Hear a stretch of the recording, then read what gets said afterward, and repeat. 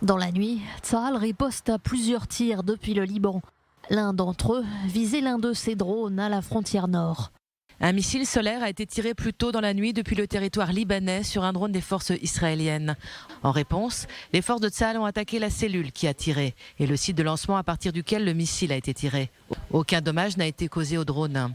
En outre, un certain nombre de tirs depuis le territoire libanais vers la région du mont Dov et du mont Hermon ont été détectés, retombant dans des zones dégagées. Les forces d'artillerie ont attaqué la source de ces tirs.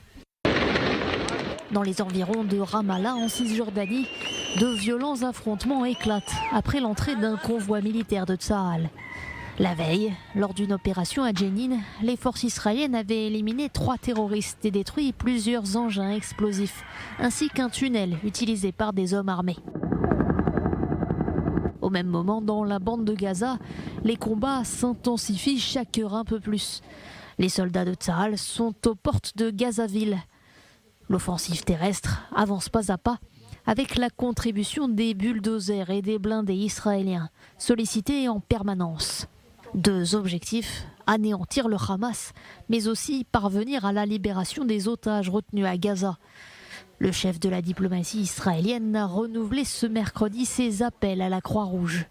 J'ai parlé aujourd'hui avec la présidente de la Croix-Rouge, Myriana Spoljaric, et je lui ai immédiatement demandé de rendre visite aux otages à Gaza et de leur fournir les soins nécessaires. Je lui ai dit que si la Croix-Rouge ne rend pas visite aux otages détenus par l'organisation terroriste Hamas, elle n'a aucune raison d'exister.